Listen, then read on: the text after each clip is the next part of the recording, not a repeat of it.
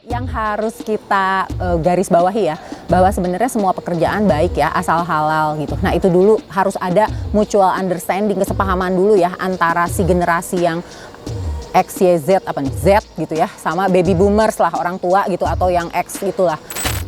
Nah persoalan sebenarnya sesungguhnya kita di ketenaga kerjaan ini adalah permasalahannya itu adalah terkait dengan kompetensi tadi. Kompetensi ini Pas zaman SMA itu alhamdulillah senang, passionnya itu organisasi ya. Organisasi ini terimplementasikan ke dalam dunia sekarang, mengorganize satu perusahaan, mengorganize segala urusan, dan alhamdulillah itu bisa terorganize dengan baik. Belajarnya itu ya Sebenarnya nggak apa-apa, mahasiswa itu dalam pengerjaan skripsinya dibantu lah ya. Istilahnya bukan joki, itu bahasanya terlalu kasar ya. Tapi enumerator, jadi yang mengolah data itu boleh banget gitu. Tapi kita ngasih list harga karena kita skripsi itu harganya per bab. Jadi satu babnya kurang lebih sekian juta gitu, karena dari situ mulai proses negosiasi.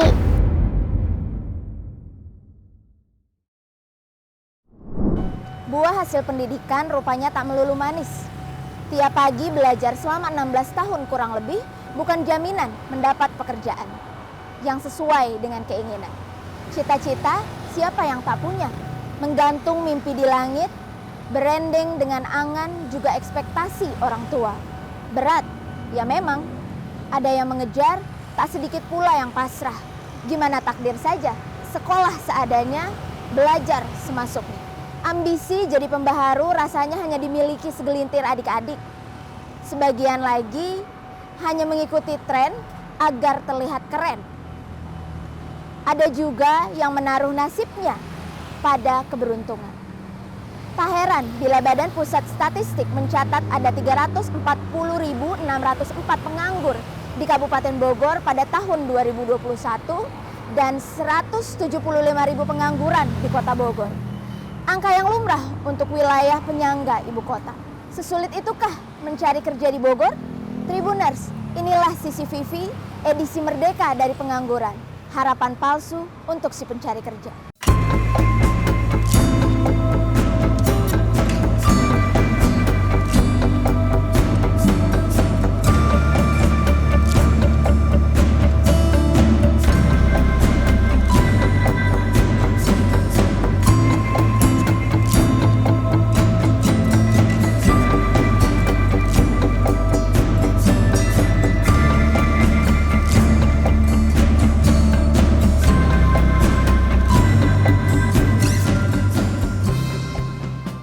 Saat ini belum ada orang yang sukses hanya bermodal ijazah.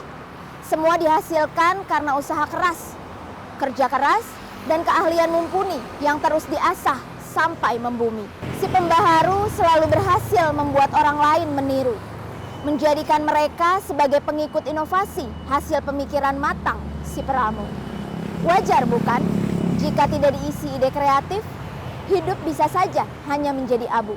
Pemikiran seperti ini rasanya belum dimiliki sejumlah pemalas atau mereka yang berdalih sibuk untuk mengurus syarat akhir mendapat titel di atas kertas. Tapi ada saja jalan pintas untuk mereka yang hanya mau instan, rela merogoh kocek dalam dari saku ibu dan bapak.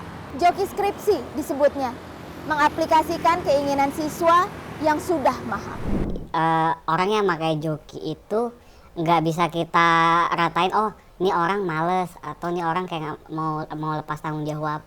Bisa juga karena istilahnya dia ada kena masalah yang makanya dia harus ngurusin itu dulu, atau memang dia kerja jadi tulang punggung keluarga. Jadi menurut gua sih itu relatif dan ya itu kebebasan balik lagi masing-masing sih.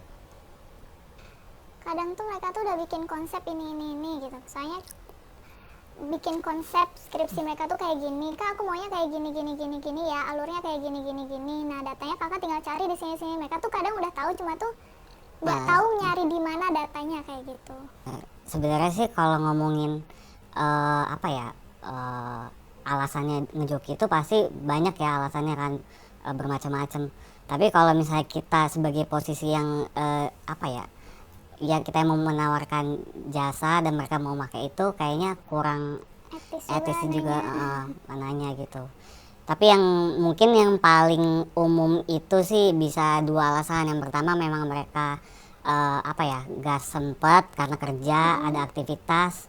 Yang kedua itu emang karena mereka itu lagi nggak mood aja sih, lagi nggak mood nugas, jadi udahlah pakai jasa joki aja begitu. Mungkin secara garis besarnya customer ngelihat kita tuh dari media sosial. Kita kan punya media sosial sendiri, terus habis itu kita arahin ke WhatsApp karena sebagian besar transaksi dan kejelasan lainnya melalui WhatsApp gitu kan. Kita ngasih list harga karena kita skripsi itu harganya per bab, jadi satu babnya kurang lebih sekian juta gitu kan. Nah dari situ mulai proses negosiasi. Kalau misalkan negosiasinya nggak deal, biasanya kita gagal, nggak jadi, karena emang kita ngelihat konsep skripsi mereka tuh kayak gimana gitu kan. Karena kita juga pasti ngelihat datanya bakal susah nih didapat kayak gitu kan. Tapi kalau misalkan deal ya udah mulai DP dulu misalkan, soalnya kadang tuh orang tuh baru ngerjainnya tuh per bab doang, nggak langsung Kak mau 1 sampai bab 5 kayak itu enggak. Kadang bab 1 dulu ya Kak, jadi mereka DP dulu bab 1 setengah harga, baru abis itu sisanya untuk sampai ACC mereka nyicil kadang, atau bayarnya tuh di akhir transaksi waktu bab 1-nya beres dan udah ACC semua kayak gitu. Karena follow-followan Instagram, jadi ada yang udah jadi selebgram. Itu ada 2 sih, yang dua-duanya jadi selebgram kayak gitu. Yang satu seleb TikTok, maaf. yang selebgram itu karena dia emang udah sibuk sama kerjaan dia. Resikonya mereka nggak terlalu paham kadang. Mereka nggak terlalu paham atas isi yang kita tulis di dalamnya, karena mereka cuma pengen Kak poin-poinnya dong tulisin kayak gitu. Bahkan PPT sidang kita yang bikinin kayak gitu. Jadi kurang memahami lah materi. Terus juga istilahnya ada mungkin dari dari customer ini dia sebenarnya misinformasi dari dosennya. Jadi ada poin-poin yang nggak lengkap yang nggak dia kasih tahu ke kita gitu. Jadi kita ya udah ngikutin aja apa yang dia bilang. Ya kita kan istilahnya nggak mau ngambil risiko juga kan, mau ngerjain berlembar-lembar tapi taunya salah gitu. Tapi pada akhirnya karena dianya baru dikasih tahu dosen, nah selalu itu terjadi. Oh maaf Kak, saya baru dikasih tahu dosen. Ya padahal harusnya dari awal gitu. Jadi gak dirombak-rombak ulang. Ya resikonya juga dia juga lama di situ. Karena memang misinformasi itu. Tiap orang memang bisa punya mimpi. Tidak ada yang melarang. Tapi tidak semua bisa bangkitkan semangat tinggi. Pendidikan harusnya bisa jadi pecut menyelamatkan masa depan. Mana mungkin Indonesia bisa bertahan kalau ide mahasiswanya tergantung joki. Pendidik tentu punya peran penting membentuk penerus. Dosen, guru, dan pendamping sudah semestinya berani muncul melawan arus, mendobrak kepalsuan yang kini kadung serius.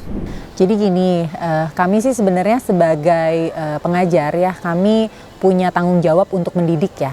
Mengajar itu belum tentu mendidik gitu, tapi kalau mendidik itu kalau menurut saya udah semuanya termasuk dengan mengajar gitu. Jadi yang kita ajarkan di kampus itu bukan cuman sekedar akademik ya, maksudnya dalam hal ini teori, praktek dan lain-lain, tapi kami juga harus mengajar yang disebut dengan karakter building. Jadi kalau di Universitas Pakuan itu di semester 1 ada mata kuliah namanya karakter building, dan di akhir nanti di terakhir kita juga ada mata kuliah komunikasi bisnis dan kewirausahaan gitu. Jadi sesuai dengan visi misi Unpak yang mendidik mahasiswanya untuk menjadi unggul, mandiri dan berkarakter.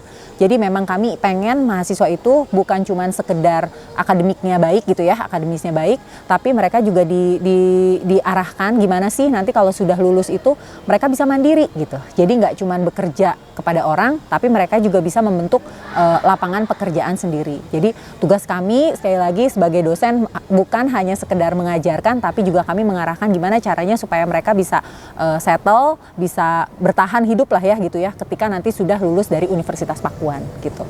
Yang harus kita garis bawahi ya, bahwa sebenarnya semua pekerjaan baik ya asal halal gitu. Nah itu dulu harus ada mutual understanding, kesepahaman dulu ya antara si generasi yang X, Y, Z Z gitu ya, sama baby boomers lah, orang tua gitu, atau yang X gitulah. Saya aja terus terang kadang-kadang suka bingung sama pola pikir mahasiswa zaman sekarang. Jadi mereka itu kayaknya kepinteran, tapi mungkin attitude-nya saya nggak bilang kurang ya, tapi mungkin berbeda gayanya dengan saya gitu. Jadi buat mereka biasa aja manggil, hai bu, hai bro, apa segala macam gitu. Sementara kalau saya masih yang, halo, assalamualaikum, nama saya Dini. Nah seperti itu gitu ya. Tapi kan menurut saya sebenarnya ini hanya perbedaan zaman ya sebenarnya yang penting itu adalah komunikasi yang mengaitkan supaya adanya kesepahaman antara dua generasi ini gitu. Jadi kalau menurut saya selalu bilang sama anak-anak, kamu pengennya jadi apa? Ini masuk komunikasi beneran, misalnya keinginan kamu atau orang tua. Ada yang selalu bilang, Bu ini kepingin orang tua, sebenarnya saya nggak pengen di sini, saya pengennya di mana. Nah, udah pernah ngomong belum sama orang tua dari hati ke hati gitu? Jangan-jangan belum pernah ngomong. Jadi orang tua tuh sebenarnya nggak tahu. Jadi mahasiswa ngiranya menebak aja ya kayak kita pacaran gitu ya, pokoknya nggak mau tahu si pacar kita harus ngerti, sama gitu si orang tua juga kamu harus nurut. Nah sebenarnya buat apa gunanya komunikasi kalau itu nggak dipakai gitu. Jadi kalau menurut saya sebenarnya yang penting itu adalah komunikasi yang baik antara orang tua dengan anak gitu. Kalau kita lihat ya dari sisi sosiologi, angka pengangguran itu kan punya beberapa penyebab ya. Bisa jadi kemiskinan. Jadi sebenarnya mungkin anaknya pengen sekolah tapi uang untuk biayanya nggak ada. Yang kedua bisa juga jadi dari faktor orang tua. Mungkin orang tuanya menganggap sekolah tidak terlalu penting gitu kan ya. Terus kemudian bisa jadi juga banyak faktor lah penyebabnya gitu. Nah kalau menurut saya yang harus dievaluasi itu yang pertama ini adalah tugas pemerintah gitu. Jadi dinas sosial itu harusnya mereka tahu gitu ya di sebelah mana gitu loh kekurangan dari masing-masing daerahnya gitu. Misalnya daerah A ini di sini apa sekolahnya kah yang kurang gitu sehingga mereka akses untuk sekolahnya nggak ada gitu ya misalnya, atau di daerah B justru tingkat perceraiannya kah yang tinggi. Jadi sebenarnya mungkin mereka uang ada sekolah ada tapi mungkin kehidupan rumah tangganya nggak baik gitu loh ya. Jadi mungkin mereka kan yang istilahnya broken home segala macam itu ya. Nah kemudian ada lagi misalnya di sini keluarganya harmonis tapi sekolahnya tidak ada atau tapi uang misalnya tingkat pendapatannya misalnya rendah gitu. Nah itu kan sebenarnya bisa diklasterisasi lah istilahnya oleh si dinas sosial atau si pemerintah itu. Nah mungkin mereka gimana caranya supaya bantuan itu tepat guna gitu. Mungkin di sekolah ini kurang PAUD gitu ya, kurang apa. Nah jadi jangan sampai salah menyalurkan bantuan gitu. Nah misalnya atau di sini tingkat perceraiannya tinggi. Kemarin karena mahasiswa saya banyak ya, itu skripsinya rata-rata tentang tingkat perceraian. Ternyata Bogor itu Kabupaten Cibinong, Cibinong itu ternyata tingkat perceraiannya paling tinggi. Nah itu kan berarti harus diselidiki ya, ada apa dengan orang-orang Cibinong ini gitu. Karena ternyata efeknya bukan cuman sekedar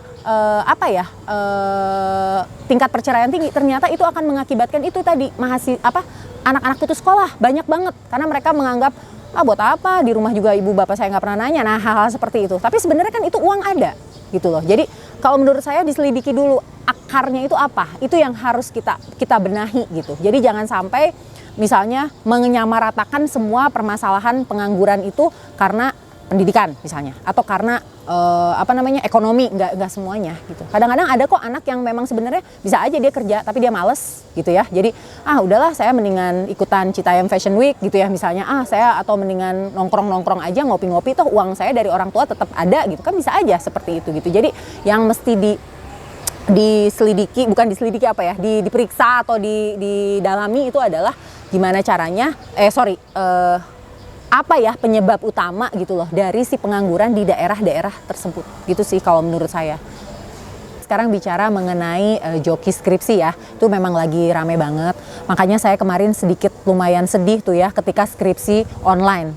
Karena ternyata skripsi online itu kans untuk pakai joki skripsinya besar, tinggi. Karena apa? Karena mahasiswanya nggak kelihatan nih sama kita. Jadi kemarin ada kejadian mahasiswa lagi sidang gitu ya, ternyata si jokinya di sebelah dia nungguin gitu. Jadi si jokinya duduk di sebelah dia, akhirnya kan sama saya dilihat, coba lihat ke kanan ke kiri ada yang nungguin nggak? Karena kelihatan banget matanya ketika dia jawab pertanyaan dosen itu, matanya ngelirik-lirik ke temennya gitu kan ya. Nah maksud saya gini, jadi kita kan juga dosen maksud saya jangan pernah menganggap remeh dosen lah gitu ya. Dosen juga ngerti lah mana yang mahasiswa yang dibuatkan sama enggak. Jadi kalau menurut saya sebenarnya nggak apa-apa mahasiswa itu dalam pengerjaan skripsinya dibantu lah ya. Istilahnya bukan joki, itu bahasanya terlalu kasar ya. Tapi enumerator, jadi yang mengolah data itu boleh banget gitu. Tapi ketika sudah beres dibantu diolah data, minimal dia harus ngerti gitu loh. Ini tuh apa, angka-angka ini tuh apa gitu. Jadi ketika nanti sidang dia tetap bisa menjelaskan. Karena kan memang nggak semua mahasiswa mungkin menguasai kuantitatif lah ya, itu ibaratnya pakai jasa enumerator. Jadi yang penting mereka bisa ketika menjelaskan. Nah yang jadi permasalahan mahasiswa zaman sekarang ini banyak ya, saya nggak bilang semua, mahasiswa saya banyak juga yang bagus-bagus. Mereka males gitu, jadi mereka tahu beres, akhirnya mereka bayar, kemudian mereka dikerjain dari A sampai Z, mereka lupa, mereka ketika sidang itu akan ditanya-tanya. Nah, pas online itu masih rada bisa mungkin dibantu karena nggak kelihatan ya. Nah offline ini udah mereka nggak bisa berkutik, nggak bisa ngapa-ngapain. Jadi ketika ditanya ini dapat dari mana, ini rumusnya apa segala macam, mereka nggak bisa jawab. Ya udah pasti nilainya hancur gitu. Ya orang ya kalau udah dibiasain dari kecilnya atau dari kuliahnya bohong, dibiasain korupsi, ya mungkin nantinya jadi koruptor. Itu kan bibit-bibit itu kelihatan dari zaman kita kecil ya. Mulai dari nipu uang SPP, nipu uang buku dan lain-lain itu kan kecil ya. Mereka tuh bisa jadi koruptor tuh karena nggak ketahuan sih menurut saya. Nah akhirnya karena terbiasa, oh udahlah kita mulai dengan skripsi, aman nih dikerjain, nyontek, UTS, UAS, udah nanti ketika mereka lulus itu juga yang akan mereka lakukan gitu ya. Korupsi lah kecil-kecilan, duit apa, plagiat punya teman pekerjaannya, akhirnya apa? Nanti juga mereka nggak akan bisa survive gitu loh di masyarakat. Karena kalau saya lihat ya orang-orang yang bertahan, entah itu di apa ya namanya di pergaulan dan lain-lain, kalau saya lihat ya memang hanya orang-orang yang ya gini ya, ada juga sih yang nggak jujur bertahan, tapi kan kita tahu ya apa ya, akhlaknya kan ketahuan lah gitu ya, ibaratnya nggak punya akhlak itu ya. Tapi kalau misalnya orangnya jujur, terus kemudian mereka juga pinter, mereka akan tetap bisa bertahan sih kalau menurut saya di masyarakat gitu. At least nama baiknya ada gitu. Jadi kalau balik lagi ya tadi itu misalnya mahasiswa seperti itu, ya coba aja hidup seperti itu, dijamin nanti juga endingnya sih nggak akan berhasil ya kalau menurut saya gitu. Kalaupun mencari yang salah, siapa yang harus ditunjuk hidungnya? Dua pasangan tersebut hanya melihat peluang meraup pundi. Kreatif. Mereka juga turut memperkaya ilmu bagi diri sendiri. Pendidik. Kampus memiliki kurikulum dengan tujuan tertentu. Para dosen juga menjalankan tugasnya menempa penerus yang siap menghadapi dunia nyata. Tinggal mahasiswanya yang menentukan arah langkah setelah kuliah. Mau menjadi sukses atau terus bergantung pada keberuntungan. Dunia kerja jelas bukan lagi urusan mereka. Pemerintah wajarnya juga punya andil besar menjamin pekerjaan bagi rakyatnya. Tiap-tiap warga negara berhak atas pekerjaan dan penghidupan yang layak. Begitulah bunyi pasal 27 ayat 2 Undang-Undang 45. Aturan ini seharusnya membuat pemangku kebijakan sadar posisi untuk berbakti, bukan menjadi murahan demi mendapat kursi. Sebenarnya pekerjaan tuh, lapangan kerja itu banyak. Contoh kemarin yang kita bikin job fair itu di tanggal 20 dan 21 Juli kemarin, peminatnya juga yang diikuti oleh 32 perusahaan, pesertanya tuh kurang lebih 32.000 karena kita lakukan secara daring dan onsite juga. Nah itu buktinya bahwa masih banyak memang kebutuhan untuk pekerja kita hari ini. Dari 32 perusahaan kemarin itu yang bisa diserap itu kurang lebih 1.300-an tenaga kerja yang terserap. Nah karena hari ini sebenarnya bukan tidak ada lapangan kerja. Yang saya balik tadi bahwa di dalam perusahaan itu sekarang setiap bulan juga kan ada yang pensiun, otomatis butuh. Tapi memang yang hari ini adalah persaingan yang sangat ketat yang ditentukan oleh kompetensi tadi.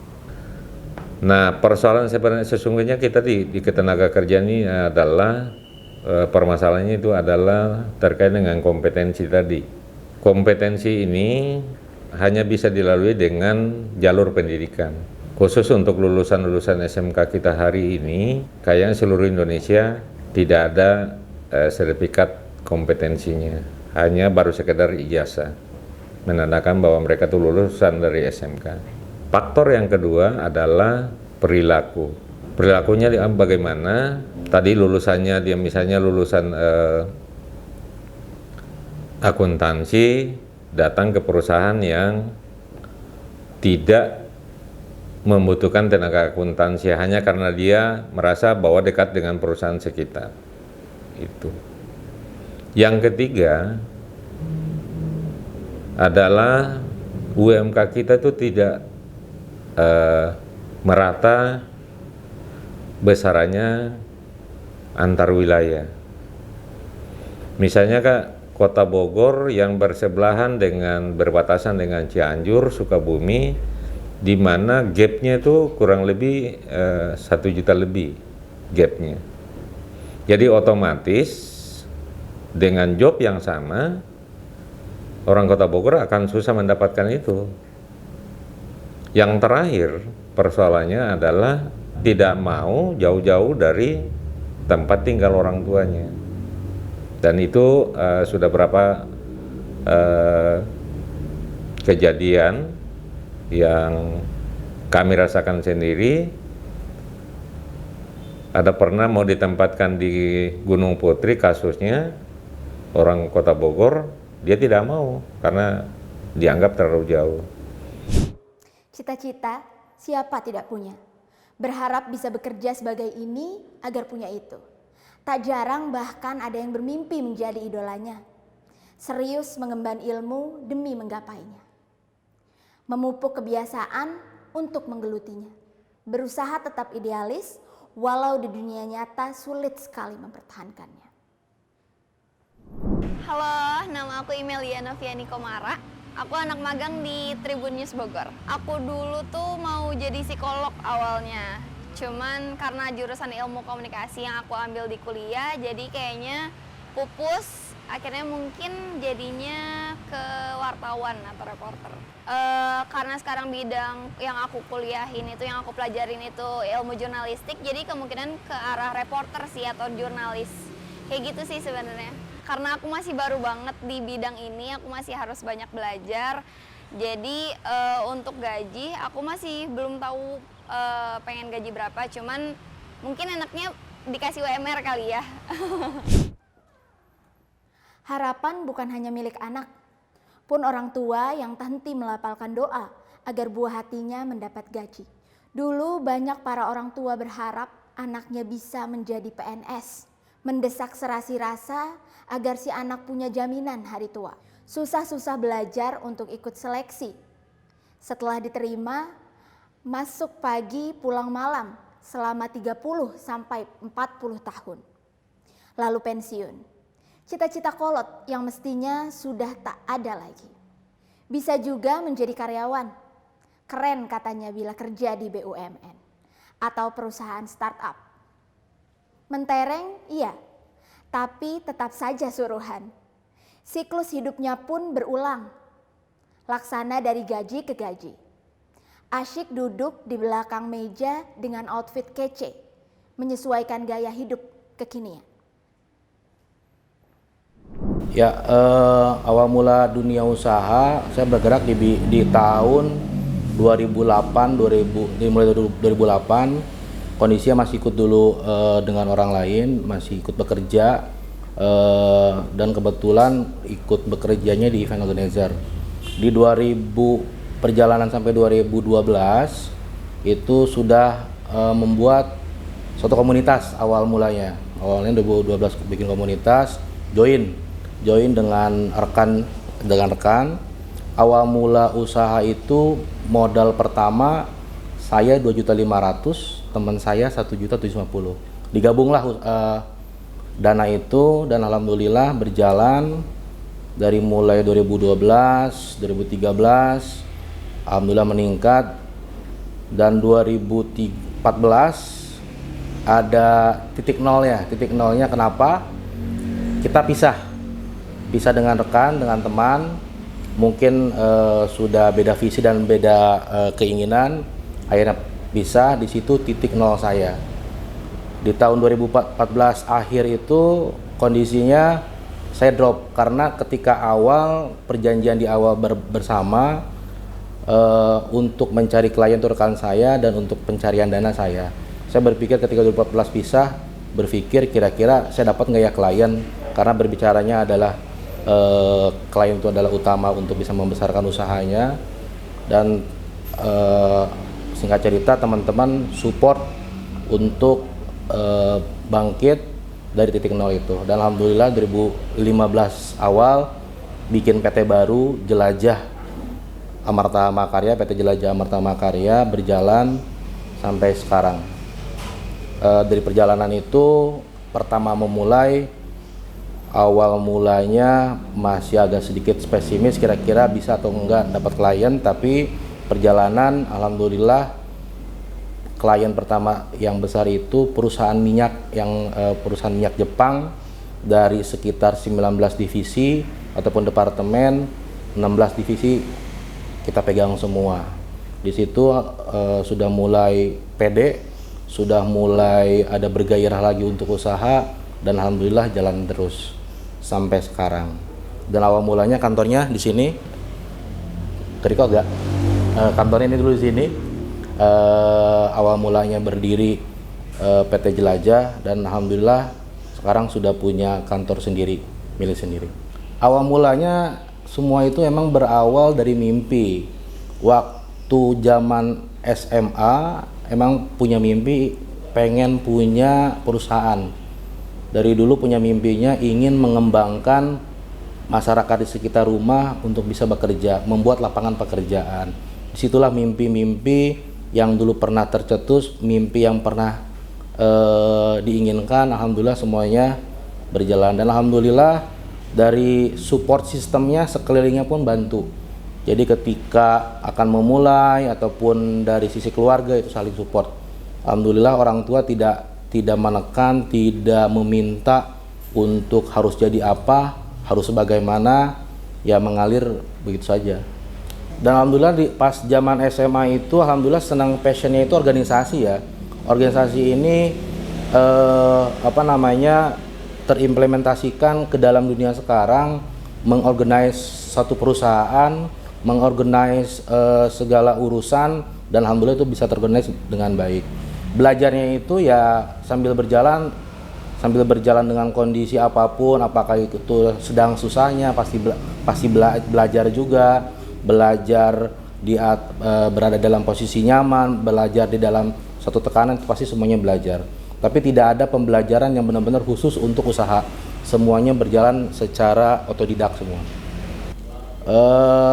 Untuk generasi milenial yang paling terpenting adalah kita coba dulu. Kalau belum kita mencoba kita kan nggak tahu. Tapi jangan takut, jangan selalu berpikir usaha itu harus dengan modal besar, itu tidak. Saya selalu berpedoman ataupun saya selalu punya pegangan ketika Allah sudah memberikan rizkinya pasti dengan caranya. Caranya bagaimana? Ya tergantung kita. Bagaimana caranya itu kan kita cari. Misalkan ketika contoh kasus ketika ada event dengan project besar dengan paymentnya itu kondisinya di akhir, otomatis harus punya modal besar. Dengan relasi kita ataupun dengan kemampuan kita untuk bisa mengajak rekan kita ataupun kolega kita berbicara tentang bisnis, kita tawarkan bagi hasil ataupun seperti apa, yakin itu bisa. Itu secara berbicara modal.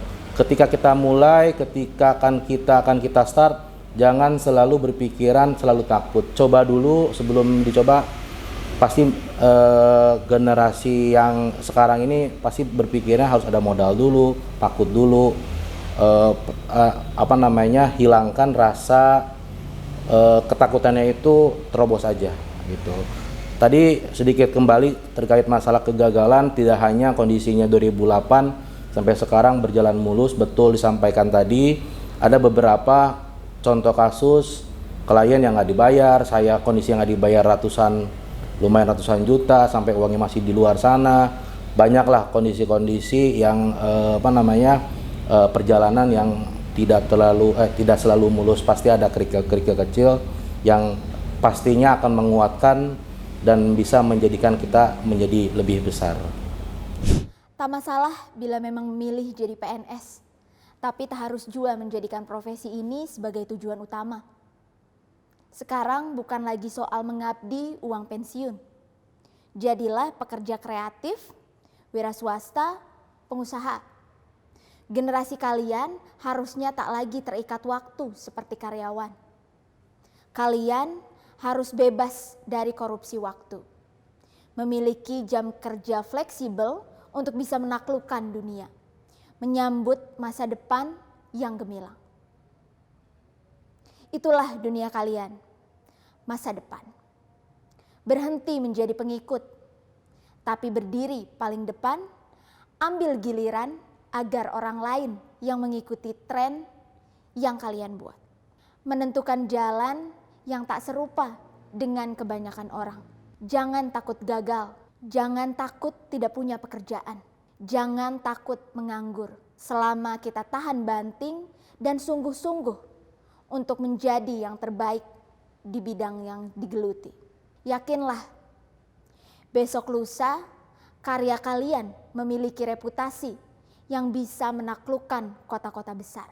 Mulailah dari sekarang mencari hobi dan aktivitas kesukaan, lalu tekuni hingga menjadi master di bidang tersebut. Tak usah lagi bicara tentang besok pagi pergi kerja, sore pulang macet, atau mengeluh besok sudah Senin lagi. Mulailah berpikir, besok saya menginspirasi siapa? Karya apa yang akan saya buat besok Senin? Ketika saat itu tiba, kita baru bisa benar-benar berteriak merdeka. Karena kemerdekaan yang gagal diisi hanya akan menjadi basa-basi. Selamat Hari Kemerdekaan Republik Indonesia ke-77.